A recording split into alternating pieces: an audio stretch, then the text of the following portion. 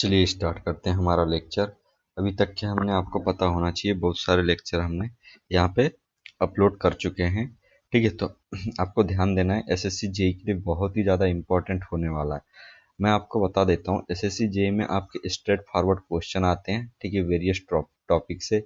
तो आपको यदि आपने थोड़ा सा अपर लेवल के क्वेश्चन लगा के गए हो आपने, और थोड़े क्वांटिटी में आपने ज़्यादा क्वेश्चन लगा के गए हो, तो मैं श्योरली बोल सकता हूँ कि आपका जो सिलेक्शन है उसको कोई रोक नहीं सकता है। और आपने 100 में 100 आपने अपने सिविल वाले क्वेश्चन पेपर को दे दिया। ठीक है, मतलब कि इसमें से आपने अच्छा कर दिया, और आपने थोड़ा अच्छा आपने जो जीएस वगैरह वाला क्वेश्चन पेपर होता है उसमें कर दिया। ठीक है, रीजनिंग वगैरह में कर दिया आपने, ठीक है, रीजनिंग हो गया, इनमें कर दिए, तो भाई आपका जो स्कोर बनेगा वो बहुत सही बनेगा। और आपका इतना तो जरूर है कि आपका सिलेक्शन अच्छे से हो जाएगा। ठीक है, चलिए स्टार्ट करते हैं हमारा ये फिर से दूसरा लेक्चर। राइट, चलिए।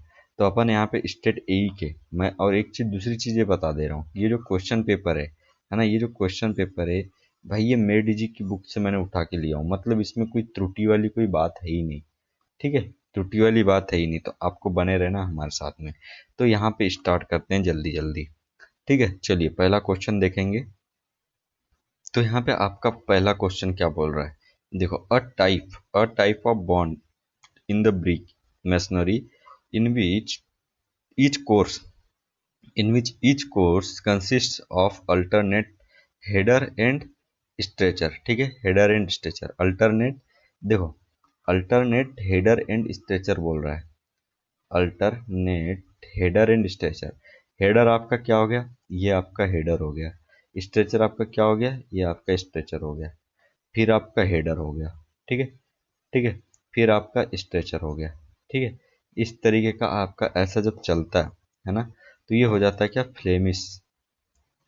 ठीक है, ये फ्लेमिश बॉन्ड होता है। राइट, ठीक है। तो header and stretcher H S, ठीक है, एच एस यू आ गया। एच एस यू मतलब कि हेडर स्ट्रेचर स्ट्रेचर, और ये यू आ गया।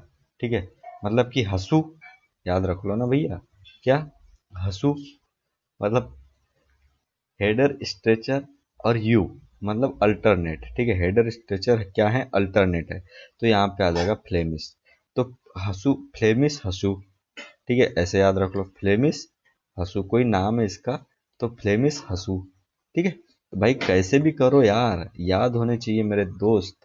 भाई यहाँ पे ना, जो आज के टाइम में भाई ये नहीं देखा जाता कि आपको नॉलेज कितना है, आपको ये देखा जाता है कि भाई आपने कितना मार्क्स क्वेश्चन पेपर में ला लिए हो। ठीक है, बस तो यही याद रखना है आपको। ठीक है, क्या याद रहेगा, हसू, फ्लेमिश। भाई देखो, यदि अच्छा लग रहा होगा तो भाई कमेंट बॉक्स में जरूर बताइए कि हाँ ऐसा पढ़ाना है नहीं पढ़ाना है। आगे बढ़ते हैं, नेक्स्ट क्वेश्चन देखो, क्वाइंस। ठीक है, जो quoins in brick masonry are, जो क्वाइंस होता है, एक क्वीन वाला नहीं है वो, एक होता है ना क्वीन, ब्रिक का टाइप होता है ना, वो वाला नहीं है, क्वाइंस बोलते हैं इसको, क्वाइंस। तो एक होता है ना हाफ बेट, ठीक है, हाफ बेट वगैरह, फुल बेट वगैरह, ये सब होते हैं ना, तो उसी का एक क्वाइंस है। तो क्वाइंस का यूज हम कहाँ करते हैं, ठीक है, ये क्वाइंस का यूज हम कहाँ करते हैं, तो क्वाइंस जो होता है ये हम मेसोनरी में ना, जो कॉर्नर के कॉर्नर में यूज किया जाता है इसको, मेन चीज तो कॉर्नर, जहां पर भी कॉइन्स आ गया तो समझो कि कॉर्नर। राइट, तो इसका आंसर आपका क्या हो जाएगा, इसका आंसर हो जाएगा corner junction of walls, corner junction of walls. Right, ये आपको ध्यान रखना है, वॉल्स के कॉर्नर जंक्शन पे, वॉल्स के कॉर्नर जंक्शन पे, वॉल्स के कॉर्नर जंक्शन में, ठीक है, इसका यूज किया जाता है। ठीक है, चलिए अब आगे मैं यहाँ पर बताता हूँ नेक्स्ट क्वेश्चन, ये याद रहेगा ना आपका, क्वाइंस, क्वाइंस। ठीक है, तो ये आपका हो जाएगा किसमें, कॉर्नर जंक्शन के, वॉल्स के कॉर्नर जंक्शन पे इसका यूज किया जाता है। राइट, अब नेक्स्ट क्वेश्चन देखते हैं यहाँ पे जल्दी से, क्वेश्चन नंबर थर्ड।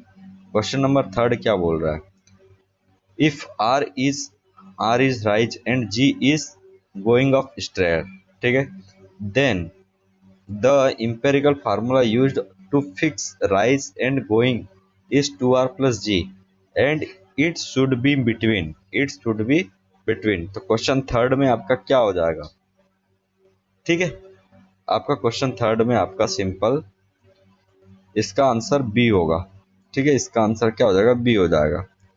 तो इसका फार्मूला है आपका कितना, 2r+g, 2r+g। तो यहां से यदि आप देखोगे तो ठीक है, तो ये इसका तो ठीक है, ये वाला इसका आंसर हो जाएगा, ठीक है, ये याद रख लेना 550 से 650 के बीच में, ठीक है। चलो नेक्स्ट क्वेश्चन देख लेते हैं। Maximum size of coarse aggregate, maximum size of coarse aggregate, ठीक है, used as a base course in ground floor is, base course in ground floor is, ठीक है, maximum size of coarse aggregate used as a base course in ground floor is, ground floor में आपका, ठीक है, ground floor में आपको use करना है, ठीक है, तो उसका साइज पूछ रहा है, एग्रीगेट का साइज, एग्रीगेट का साइज तो कितना है, जितनी बड़ी एग्रीगेट का साइज डाल सकते हो डाल दो, कहने का मतलब इतना भी नहीं कि भाई पहाड़ इतना। तो आपका आंसर यहाँ पे सी हो जाएगा, 40 mm, 40 mm को, ठीक है। तो आपको याद रखना है एग्रीगेट जो है 40 मतलब बेस में डालना है ना इसको, बेस कोर्स में, तो 40 की उम्र वाले लोगों को अपन दफन करते हैं, ठीक है, बेस में, ऐसे याद रख लो, कुछ भी याद रखो भाई, कोई दिक्कत नहीं है। चलो आगे बात करते हैं, याद रह जाएगा ना ये, ठीक है। 40 maximum size of coarse aggregate used as a base course in a ground floor, ground floor में जब डालते हैं तो ये 40 mm की एग्रीगेट को डालते हैं।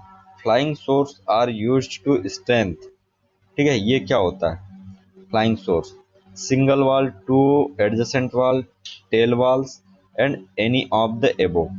तो क्वेश्चन नंबर 5 में आपका सिंपल हो जाएगा बी, टू एडजेसेंट वॉल में अपन का फ्लाइंग सोर को यूज करते हैं।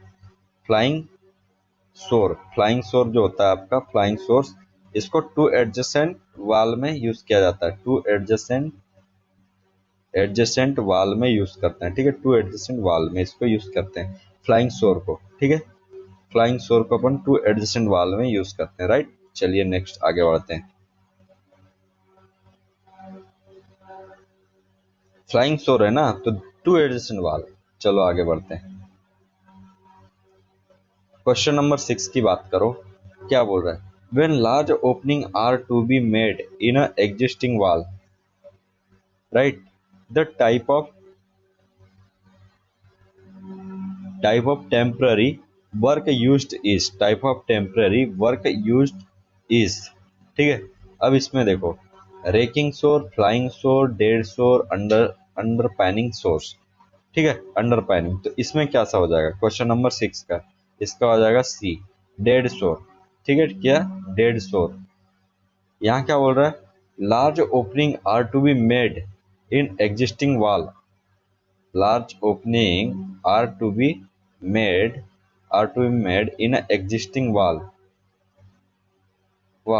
the type of temporary work used, अच्छा समझ रहे हो बात को, ये डेड सोर होता है, मतलब कि आपकी वॉल बनी हुई है, आपकी वॉल बनी हुई है और आपने टेम्पररी वर्क के लिए आपने क्या किया, एक शोर बनाया, ठीक है, आपने शोर बनाया, तो वो होएगा आपका क्या, डेड शोर, ठीक है, एक उसको बोल दोगे आप कि एक डेड शोर अपन ने बनाया है। नेक्स्ट क्वेश्चन देखते हैं, what type water requirement per day पर बेड इन अ हॉस्पिटल, भाई हॉस्पिटल में कितने लीटर कितना लगता है, तो ये क्वेश्चन जरा याद रखना, 340 340 लीटर्स, 340 लीटर्स यूज किया जाता है आपका काय में, हॉस्पिटल में। जो आपकी हॉस्पिटल होती है ना, वहां पे जो एक बेड होता है ना, उस बेड को 340 लीटर्स की जरूरत पड़ती है, राइट। अब इसको याद करने का तरीका मैं आपको क्या बता दूं, तो इसके लिए ऐसे याद रख लो भाई, तू पानी चालू कर, तू पानी चालू कर, तो 3 से हो गया तू, ठीक है, और चालू चल से हो गया 40, ठीक है। तू पानी चालू कर, ये याद।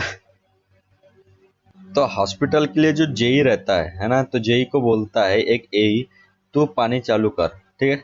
चलो आगे बढ़ते हैं। ऐसे याद रख लो ना भाई, हंसी भी आ रही होगी तुमको, हंस लो, कोई दिक्कत नहीं है। पर बेटा जब क्वेश्चन नहीं बनेगा ना वहां पे, तो बोलो कि अरे सर ने बहुत सही बोला था यार, कि भाई याद रखना बहुत जरूरी है। समझ रहे हो बात को? चलो आगे बढ़ते हैं। नेक्स्ट क्वेश्चन बोल रहा है यहाँ पे, देखो, which one of the following is not a type of trap, is not a type of trap used in plumbing, used in plumbing? तो यहाँ पे ना इसका आंसर क्या हो जाएगा क्वेश्चन नंबर 8 का? डी हो जाएगा, ठीक है।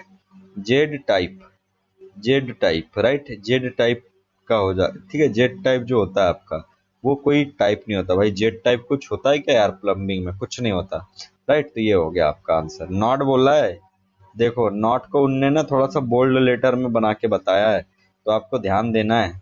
कई बार स्टूडेंट जल्दी जल्दी में ना पता नहीं कौन सी दुनिया में चले जाते हैं। चलो आगे बढ़ते। द सीमेंट टू ड्राई, ठीक है, ठीक है। The cement to dry sand proportion recommended for plastering concrete surface is, तो आपका प्लास्टर जो करते हो आप, है ना, वो वहां पे कौन सा रेशियो अपन रिकमेंड करते हैं? तो इसका आपका आंसर हो जाएगा, ठीक है, इसका हो जाएगा 1:6, ठीक है, 1:6। जनरली 1:4 भी चलता है, पर ये याद रखना है आपको कि 1:6, 4 नहीं है तो 1:6 आपका आंसर यहाँ पे चलेगा।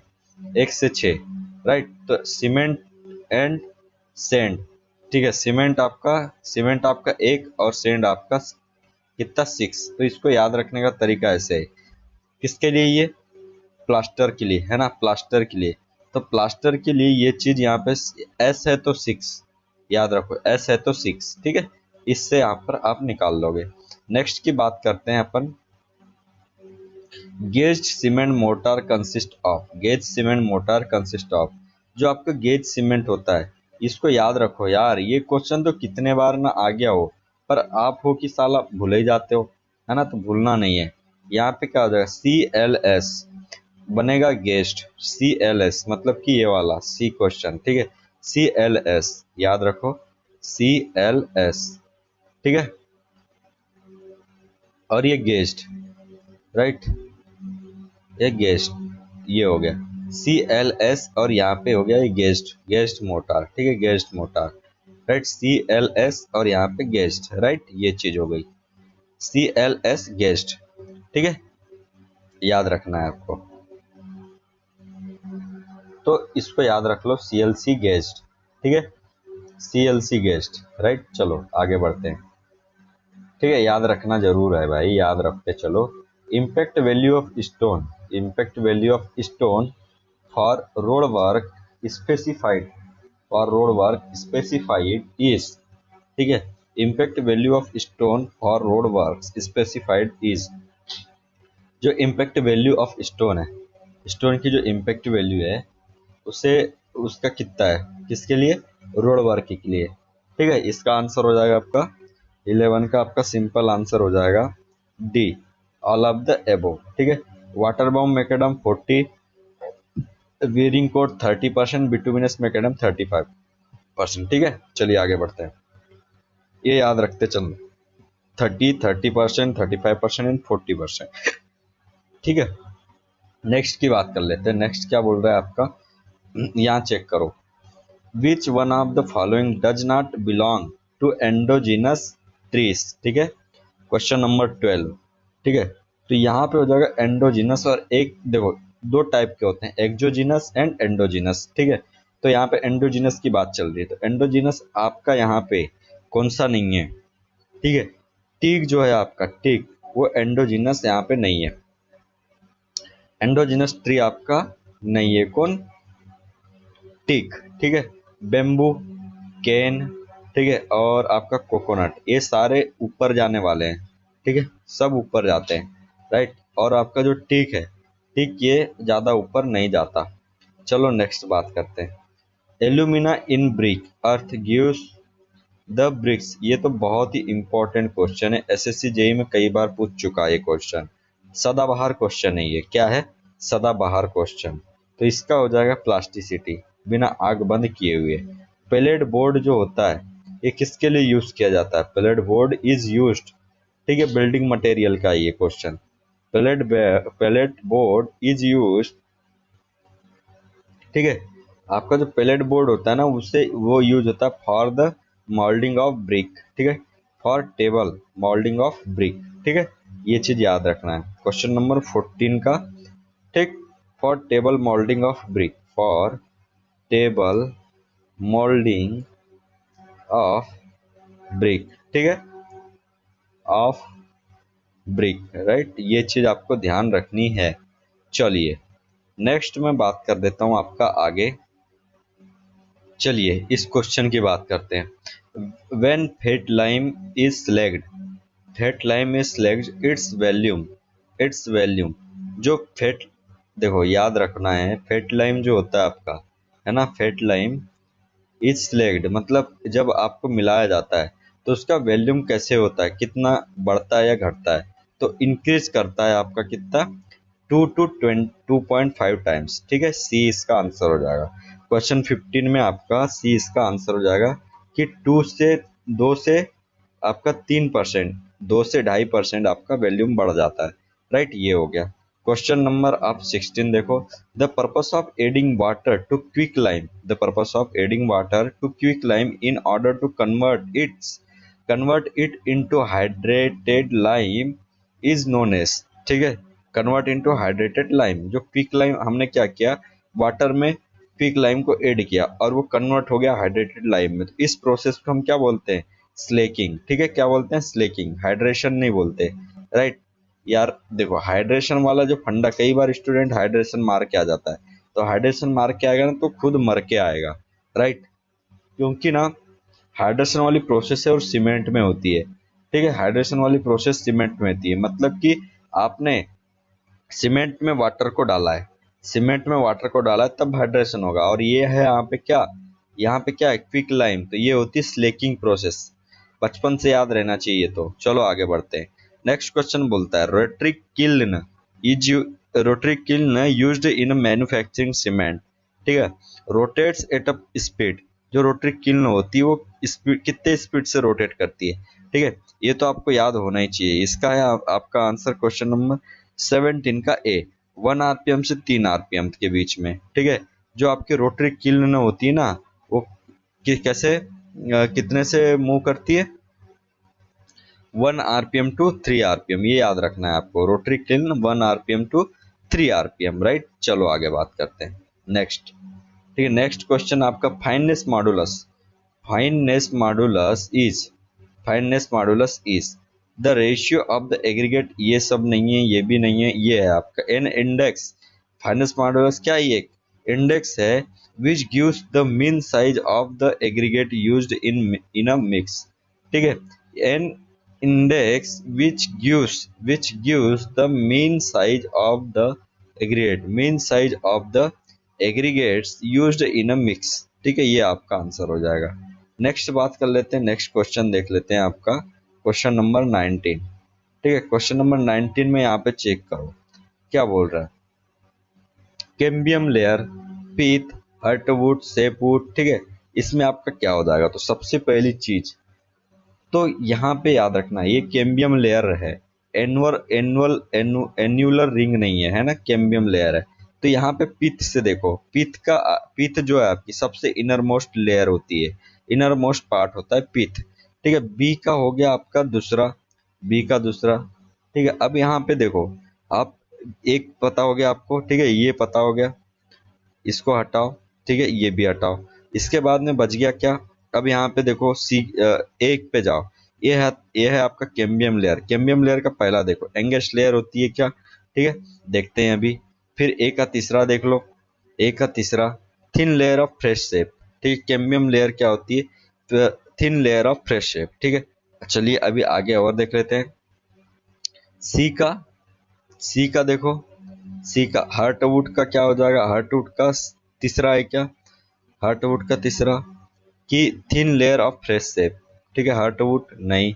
उसके बाद में सी का चौथा देख लो, सी का चौथा पोर्शन सराउंडिंग पिथ, हार्टवुड जो है पोर्शन सराउंडिंग पिथ, सी का चौथा, सी का चौथा।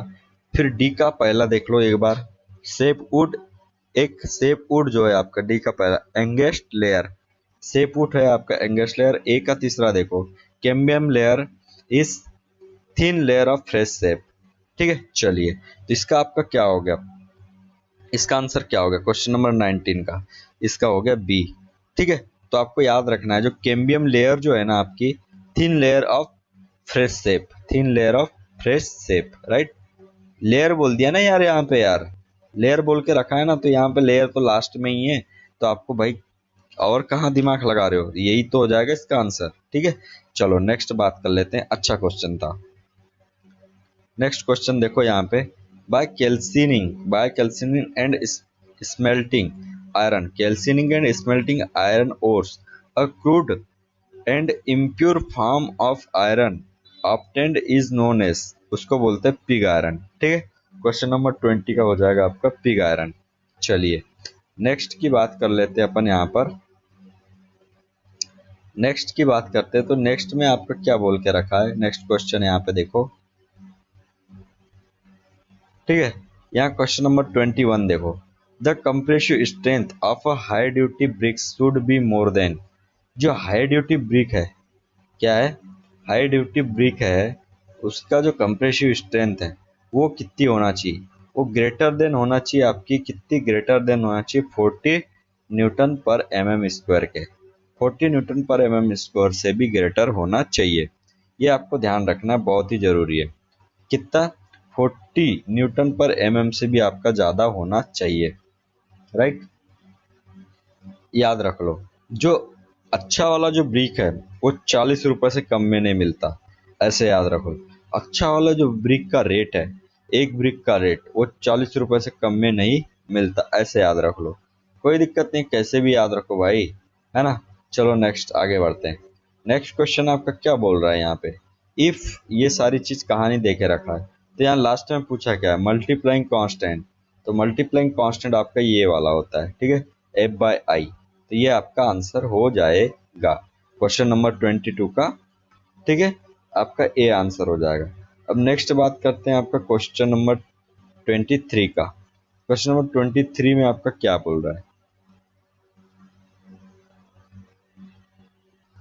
चलिए बकर में रावण मर गया, आगे बढ़ते हैं।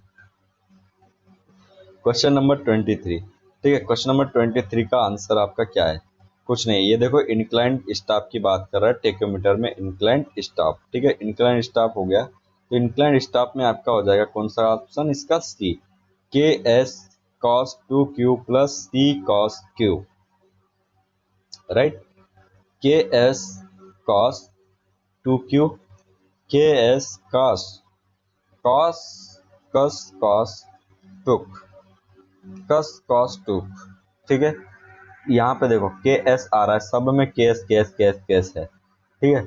उसके बाद में के एस आया इसलिए यहाँ पे कॉस आएगा, ठीक है। अब दो के एस 2 बार है तो ये 2 आएगा और 2 क्यू आएगा, ठीक है। उसके बाद में सी कॉस आएगा, उसके बाद में सी कॉस क्यू आ जाएगा, ठीक है। उसके बाद में क्या आ जाएगा, सी कॉस क्यू, ऐसे याद रख लो। तो फार्मूला आपका क्या हो गया यहाँ पे, के एस कॉस 2 क्यू प्लस के एस कॉस 2 क्यू, और उसके बाद में यही कॉस यहाँ पे आएगा, क्या, कॉस क्यू हो जाएगा, और यहाँ पे सी आ जाएगा, ये कॉस के सामने में सी है तो यही यहाँ पे सी उठ के यहीं पर आ जाएगा, ऐसे याद रखना है आपको, राइट। चलिए आगे बढ़ते हैं। नेक्स्ट क्वेश्चन आपका बोल रहा है, इन external focusing telescope with an analytic lens, जैसे ही एनालिटिक आया तो आपके दिमाग में कुछ नहीं आना चाहिए, सिर्फ जीरो आना चाहिए, तो आपका क्या हो गया, एनालिटिक लेंस में आपका आंसर यहाँ पे जीरो हो गया। एनालिटिक लेंस में आपका जो एडिटिव कांस्टेंट होता है वो हो जाता है जीरो, राइट, ये चीज हो गया। नेक्स्ट की बात करता हूँ। नेक्स्ट ये वाला देखो, सेक करो बोलेगा यहाँ पे, क्या बोल रहा है, इन सेक करो। सेक करो कहने का मतलब है यहाँ पे इसका वेली कर्व से, आपको यहाँ पे उल्लू बनाने के चक्कर में इसने सेक करो बोल दिया। ठीक है, सेक करो इस तरीके का तो होता है। ठीक है, अब यहाँ पे जो बोल रहा है सारी चीज बीटा और अल्फा, बीटा और उसकी वैल्यू। ठीक है, तो यहाँ पे कितनी है, 0.75 एंड 1 डिग्री। चलो नेक्स्ट क्वेश्चन देख लेते हैं। जीटीएस बेंचमार्क, जो आपका जीटीएस बेंचमार्क होता है वो होता है परमानेंट बेंचमार्क, राइट। कहाँ गया, परमानेंट में, सॉरी जीटीएस में बेंचमार्क जो होता है वो सर्वे ऑफ इंडिया देता है। ठीक है, इसका ये हो गया, राइट, ये वाला।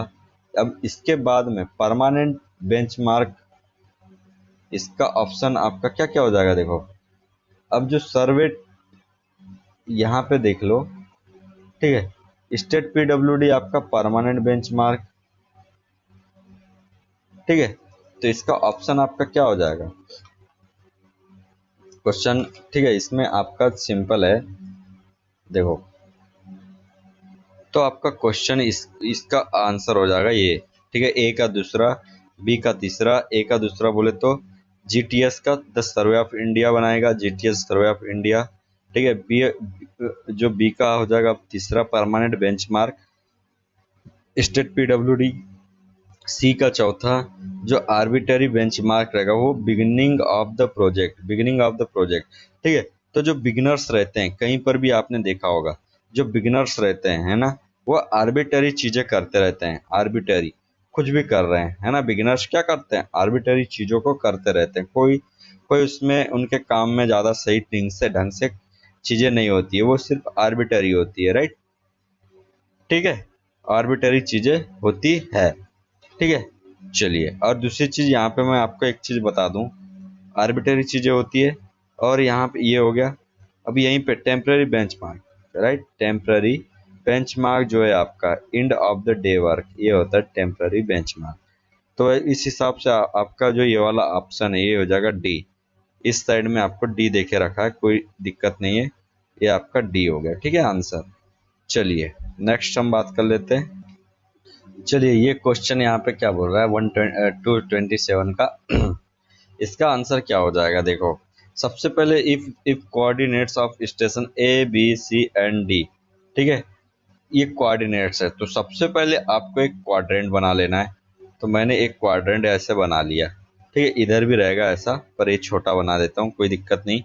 ये यहाँ पे होता है, यहाँ पे वो 0.00, ठीक है, ये 0 0 हो गया। अब यहाँ से आप चेक करो एक्स वाई वन, ठीक है, यहाँ पे चेक करना x1 and y1, x1 and y1। तो x1 ये है आपकी y वाली एक्सिस और ये है आपकी x वाली एक्सिस। समझ में आ रही ना आपको कुछ कहानी। तो x1 बोला है, x1 मतलब कि कुछ इधर तक के आया होगा, y1 बोला है तो कुछ यहाँ तक के, ये वाली डिस्टेंस यहाँ तक के आया होगा। ठीक है, तो ये हो गया आपका x1 एंड y1 पॉइंट। अब इसके बाद में बात करते हैं नेक्स्ट। ठीक है, अब इसके बाद में बोल रहा है x2 एंड y2। तो x2 एंड y2 आपका यहाँ से कहाँ तक हो जाएगा, ये यहाँ से, ये यहाँ से आपका हो जाएगा x2 a y2 यहाँ तक। एक पॉइंट आपका ये मिल गया। ठीक है, ये पॉइंट ये मिल गया। अब y3 वाला पॉइंट देखो। ठीक है, y3 वाला पॉइंट देखो, तो उसी तरह आपका पॉइंट कहीं y3 वाला इधर मिल गया, x3 एंड y3। उसी तरह आपका एक पॉइंट x4 एंड y4 मिल गया। तो यहाँ से आपका ऐसा कुछ ये डायग्राम यहाँ पर ये बन के आपको आपके हाथ में आ गया। ठीक है, अब यहाँ से area bounded by A B C D is given as. ठीक है, एरिया आपको निकालना है, राइट, एरिया आपको निकालना है। थोड़ा सा ये इधर हट जाएगा, इसको मैं यहाँ पे मिटा देता हूँ। ठीक है, तो एरिया आपका ऐसे और ये ऐसे, ठीक है, ट्रिपोजाइडल टाइप का ये। अब यहाँ पे देखो एरिया, राइट, ए बराबर आपका क्या हो जाएगा, यहाँ पे ए इक्वल्स टू आपका हाफ, ठीक है, y1 x4 minus x2 plus में y2 x1 माइनस x3, ठीक है, प्लस ऐसे करके हो जाएगा। मतलब कि देखो y1 में आएगा आपका, y1 में जैसे ही y1 आएगा तो x4 माइनस x2 आ जाएगा। y1 आएगा तो x4 माइनस x2, राइट। वहीं पे देखो, ये देखो ना, x4 माइनस x2 y1 में, उसके बाद में y2 में क्या आ जाएगा आपका, y2 में x1 माइनस x3 हो जाएगा, ठीक है।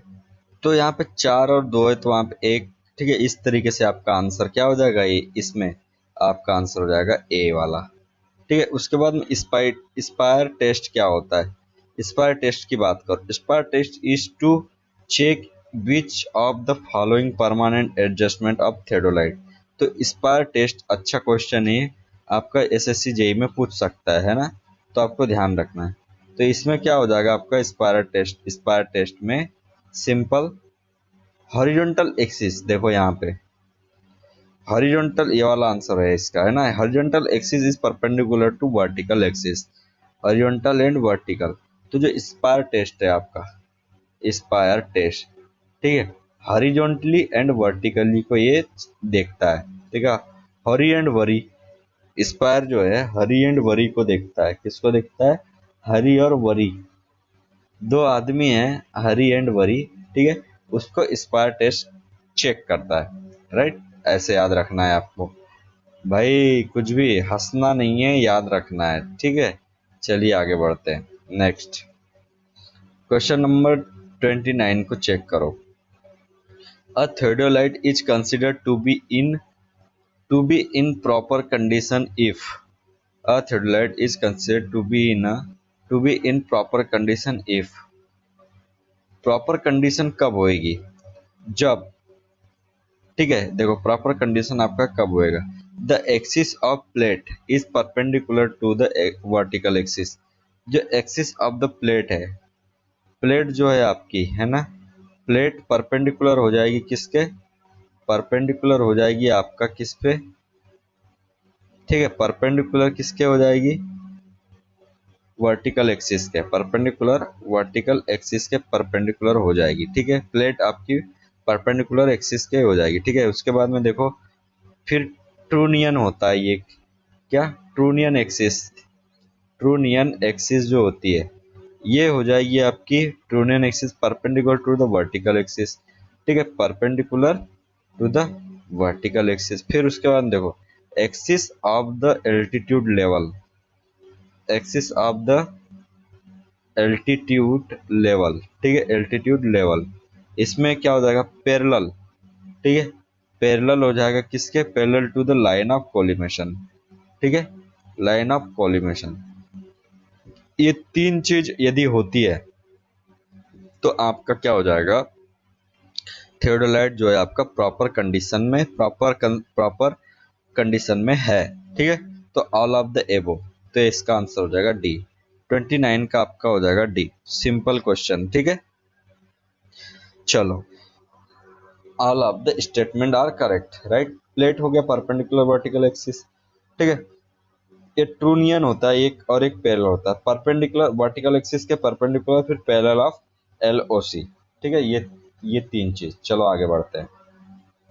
नेक्स्ट क्वेश्चन यहाँ पे चेक करते हैं आपका। नेक्स्ट क्वेश्चन है आपका, pick up the correct feature of accidental error in surveying, ठीक। एक्सीडेंटल एरर में आपका क्या क्या आ जाएगा, तो positive and negative error will occur with equal to frequency, right. Small errors occur more frequently, ठीक है। Larger error do not occur and all of the above. तो इसका 30 का आंसर क्या आ जाएगा, डी, ठीक है। ये सारी डी हो जाएगी। ऐसी एरर आपको देखने को मिलती है। उसके बाद में देखो द रीडिंग टेकन फ्रॉम, अच्छा चलिए फिलहाल हम ऐसा करते हैं, यहीं तक के हमारे लेक्चर को विराम देते हैं। इसके बाद में हम नेक्स्ट लेक्चर लेके आएंगे, ठीक, कंटिन्यू करेंगे। तो हमारे चैनल को सब्सक्राइब कीजिए, वीडियो को लाइक कीजिए, शेयर कीजिए। तो थैंक यू फॉर वॉचिंग, मिलते हैं नेक्स्ट लेक्चर में।